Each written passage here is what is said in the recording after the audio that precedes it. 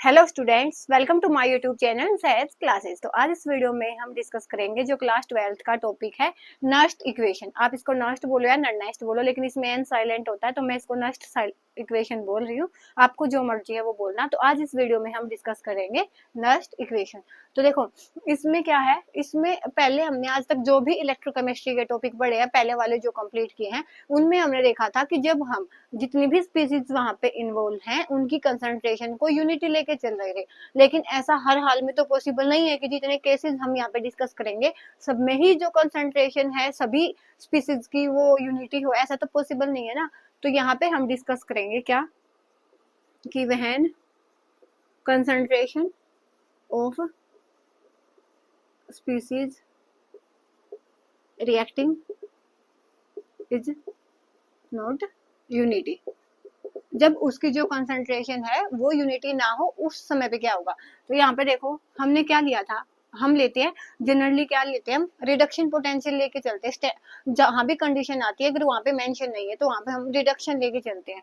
तो यहाँ पे क्या है कि मान लिया देखो यहाँ पे अगर यूनिटी लेके चलना होता तो हम सिंपल लेते एम प्लस और इलेक्ट्रॉन और यहाँ से हमें एम मिलेगा, है ना।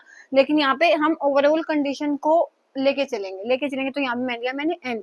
एन क्या है, जितने भी यहाँ पे कितने भी हो सकते हैं 1 2 3 4। तो यहाँ पे जितना भी पॉजिटिव चार्ज होगा उतने ही हमें क्या देने पड़ेंगे, इलेक्ट्रॉन। ये आयंस एक्वस स्पीसीज में, उसके बाद उतने ही क्या देने पड़ेंगे हमें, इलेक्ट्रॉन। इन इलेक्ट्रॉन को एक्सेप्ट करके ये किसकी फॉर्म में आएगा, एम की प्लस में और सॉलिड में, क्योंकि जो नेगेटिव पॉजिटिव है वो न्यूट्रलाइज हो जाएगा। तो इसी के लिए जब हमारी जो स्पीसीज की कंसंट्रेशन है वो यूनिटी नहीं होती तो वहीं पे नस्ट ने इक्वेशन दी थी किसके लिए, जहाँ पे जो ये स्पीसीज होंगी वहां जहाँ पे ये क्या करेंगी, अदर देन यूनिटी होंगी। तो नस्ट ने इक्वेशन दी क्या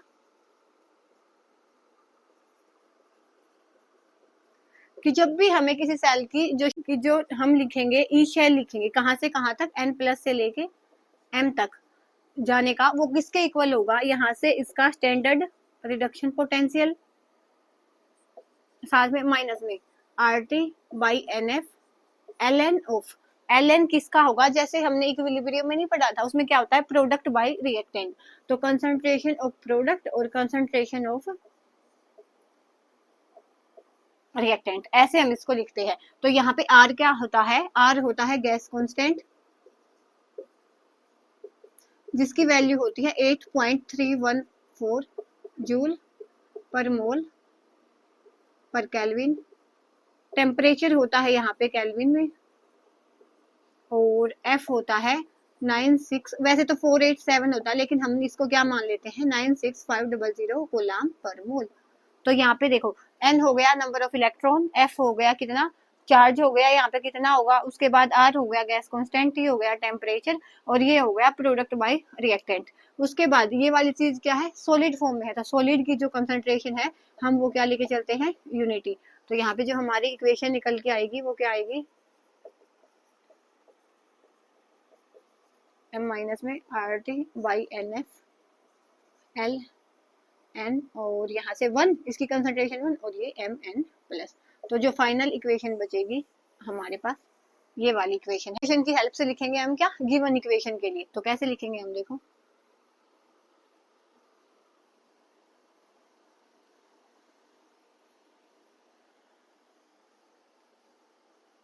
यहाँ पे किसके लिए है, रिडक्शन के लिए है। यहाँ पे हम लिख देते हैं ई एम एन प्लस से M, E naught M N plus से एम माइनस में R T by n F l n और 1 बाई एम एन प्लस। ये किसके लिए था, ये उसके लिए था। अब हम लिखेंगे सबके लिए। जैसे हम शुरू से एक इक्वेशन पढ़ रहे हैं डेनियल सेल की, तो उसमें क्या था कि जिंक होता है सॉलिड में, कॉपर 2 प्लस होता है यहाँ पे एक्वस में। तो यहाँ से हमें क्या मिलता है, कॉपर सॉलिड मिल जाता है और जिंक एक्वस में मिल जाता है। वाली जो रिएक्शन है ना, अब हम इसके लिए निकालेंगे। कैसे निकालेंगे, सबसे पहले देखो हम इनकी रिएक्शन लिखते हैं। एनोड पे क्या होगी, हमें मिलेगा Zn से Zn 2 प्लस और प्लस में 2 इलेक्ट्रॉन, और कैथोड पे क्या होगा, कॉपर 2 प्लस 2 इलेक्ट्रॉन एक्सेप्ट करेगा और किस में चेंज हो जाएगा, कॉपर सॉलिड में। यही था ना। लेकिन जो हमारा फॉर्मूला होता है ई शेल वाला, उसमें हम क्या लेते हैं, ई कैथोड माइनस में ई एनोड। और दोनों का क्या लेते हैं हम यहाँ पे, रिडक्शन पोटेंशियल लेते हैं। तो यहाँ पे जो इक्वेशन हमें लिखनी होगी वो किसकी लिखनी होगी, रिडक्शन पोटेंशियल की लिखनी होगी। तो इसको भी हम किस में चेंज कर लेते हैं हमारी सहूलियत के लिए, जिससे मैं आपको समझा सकूं। इसका अगर रिडक्शन की इक्वेशन लिखे तो कैसे लिखेंगे, 2 इलेक्ट्रॉन लेंगे किसमें, Zn में चेंज हो जाएगा। अगर इसकी हमें रिडक्शन वाली इक्वेशन लिखनी है तो वो हो जाएगा। अब हम लिखते हैं क्या, ई पहले किसकी लिखेंगे, कैथोड एनोड पे, एनोड की जो रिएक्शन लिखेंगे वो क्या हो जाएगी, ई Zn2 प्लस से किस में चेंज हुआ है, Zn में, ई नोट Zn2 प्लस से Zn में माइनस में RT बाई कितने इलेक्ट्रॉन इन्वॉल्व हुए हैं यहाँ पे, n की वैल्यू 2 F ln ऑफ क्या हो जाएगा यहाँ से, दिस बाई दिस, तो Zn concentration of Zn2 plus. और हमने पहले क्या देखा था कि इसकी जो कंसंट्रेशन होती है सॉलिड की वो 1 होती है, तो यहाँ पे हम लिख सकते हैं 1। उसके बाद हम लिखेंगे कैथोड पे, तो कैथोड पे हम क्या लिखेंगे, देखो कैथोड पे हमें मिला है Cu2 प्लस से Cu, तो यहाँ पे लिखेंगे ई नोट Cu2 प्लस से Cu माइनस में RT, इलेक्ट्रॉन यहाँ पे भी 2 ही इन्वॉल्व हुए हैं तो 2F, और यहाँ पे ln ऑफ देखो copper, concentration of copper divide by Cu2 plus. अब यहाँ पे भी सॉलिड की कंसंट्रेशन को 1 मानेंगे तो ये वाला भी कैंसिल 1। अब ई शेल किसके इक्वल थी, ई कैथोड माइनस में ई एनोड, तो हम लिखेंगे अब ई शेल, ई कैथोड ये वाली है, ई शेल क्या होगी, ई कैथोड, कैथोड क्या है, ई Cu2 प्लस से Cu माइनस में ई Zn2 प्लस से Zn। तो यहाँ पे ये वाली चीज हुई ई शेल के लिए, और यहाँ पे अगर हम माइनस करेंगे तो देखो यहाँ पे क्या आ जाएगा, मैं इसको मिटा लेती हूँ, ऊपर वाली को होगा आपको ये समझ आया होगा क्योंकि वो छोटी है ना, बोर्ड थोड़ा छोटा है। तो यहाँ पे देखो हम यहाँ पे सब्सट्रैक्ट करेंगे इसको, ई Cu2 प्लस से Cu मिला और ई Zn2 प्लस से Zn वाले को आपस में सब्सट्रैक्ट करेंगे, तो Cu वाली ये है, तो यहाँ पे हम क्या लिखेंगे, ई नोट Cu2 प्लस से Cu माइनस में RT by 2F ln of 1 by Cu2 plus, minus में ये वाली ई नोट Zn2 प्लस से Zn, और यहाँ पे माइनस में जाएगा तो माइनस पहले से है तो प्लस में RT by 2F ln 1 by Zn2 plus, ठीक है। उसके बाद देखो इसको हम क्या लिख सकते हैं कंप्लीट को, इसको ई शेल, क्योंकि ई कैथोड माइनस ई एनोड आता है ई शेल, और ये देखो यहाँ से मैं इसको क्या लिख सकती हूँ, नोट Cu2 प्लस से Cu माइनस में इसको मैं आगे लेके आऊँ ई नोट Zn2 प्लस से Zn, तो ये वाली मैंने लिख ली, ये वाली लिख ली, बचता ये दोनों है। अगर इन दोनों में मैं RT बाई 2F कॉमन ले लूं, माइनस में RT बाई 2F हम यहाँ पे कॉमन लेंगे, तो यहाँ पे देखो यहाँ से माइनस कॉमन आया तो ये क्या बचेगा, 1 by ln of 1 by Cu2 plus, और यहाँ से माइनस में, यहाँ पे माइनस कॉमन आया है और यहाँ पे क्या है, ये वाला यहाँ से माइनस कॉमन आया तो यहाँ पे क्या आ जाएगा माइनस, और यहाँ पे क्या बचेगा ln of 1 by Zn2 plus. तो यहाँ पे हमारा यहाँ तक हो गया कि हमने यहाँ से RT बाई 2F कॉमन लिया है, उसके बाद ये वाली चीज आई है, तो अब हम इसको रब कर लेते हैं क्योंकि आपको अच्छे से समझ आएगा। देखो तो यहाँ पे हमने लिया, यहाँ पे ये ई सेल है और हमें क्या पता होता है यहाँ पे ई कैथोड माइनस ई एनोड है, लेकिन ये स्टैंडर्ड है तो यहाँ पे हम इसको स्टैंडर्ड लिख देंगे ई नोट सेल, ये भी तो ई सेल ही होती है कैथोड माइनस एनोड, और यहाँ पे RT बाई NF की प्लेस पे है 2, और यहाँ पे देखो ये क्या होता है ln A minus ln B, क्या होता है ln A बाई B, तो ये वाली आइडेंटिटी होती है, तो ये क्या हो जाएगा ln A वाला ये वाला है, B ये वाला, तो ln A ln 1 by Cu2 plus divide by 1 by Zn2 plus.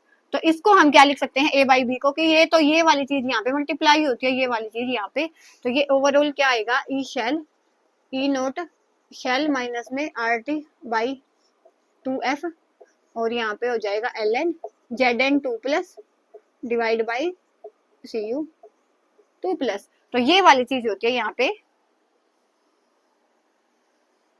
कि ई शेल किसके इक्वल हो जाएगा, ई नॉट शेल माइनस में RT/2F ln Zn2 plus by Cu2 plus. तो ये वाली जो रिएक्शन है इसको यूज करके हम आगे निकालते हैं। R की वैल्यू मैंने बताई, T की वैल्यू मैंने बताई, F की वैल्यू मैंने बताई। अगर इन सब को वैल्यूज को यहाँ पे सोल्व करेंगे RT/ln को, देखो यहाँ पे अगर हम इसको मिटाएं एक बार, ln को अगर हम सिंपल लॉग में बदलते हैं तो 2.303 से मल्टीप्लाई होती है। तो ये क्या हो जाएगा, ई शेल ई नोट शेल माइनस में यहाँ पे इसकी वैल्यू प्लेस करेंगे।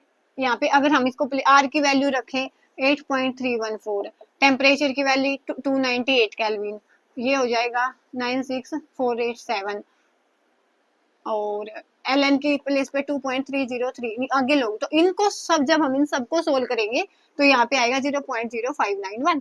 तो इसको हम सिंपल क्या लिखते हैं, 0.0591 divide by n log of Zn2 plus और Cu2 प्लस।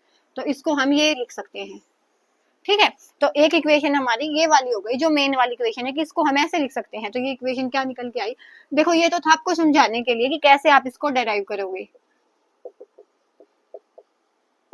0.0591 n की वैल्यू जितनी भी होगी log of Zn2 plus divide by Cu2 plus.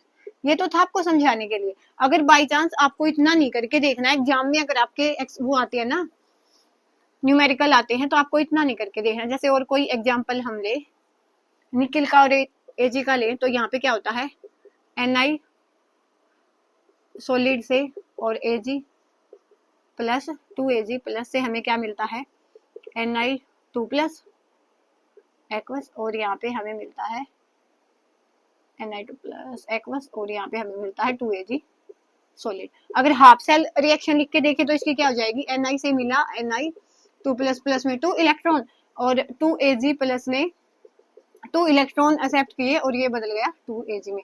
तो ये वाली चीज कैंसिल हो गई, एडिशन करेंगे तो यही वाली रिएक्शन आएगी। अगर आपने ये वाली रिएक्शन पता तो इजीली हम लिख सकते हैं। कैसे लिखेंगे हम, E cell is equal to E naught cell minus में 0.0591, इलेक्ट्रॉन कितने इन्वॉल्व हुए यहाँ पे 2, और log of this by this. तो यहाँ पे हम लिखेंगे Ni2 प्लस, जैसे हमने इक्विलिब्रियम में लिखा होता है। यहाँ पे कंसंट्रेशन है सॉलिड की तो ये लेंगे 1, और ये अब प्रोडक्ट अपॉन रिएक्टेंट ये हो जाएगी 1। यहाँ पे आयन सब वो लेने हैं, सॉलिड काउंट नहीं होंगे, तो यहाँ पे आएगा Ag प्लस और इसका क्या आ जाएगा स्क्वायर। तो ऐसे आपने इसको लिखना होता है। अब तो आप इजीली लिख पाओगे, वो तो बस आपको समझाने के लिए था। अगर आपके एग्जाम्स में आ जाए तो कैसे लिखोगे।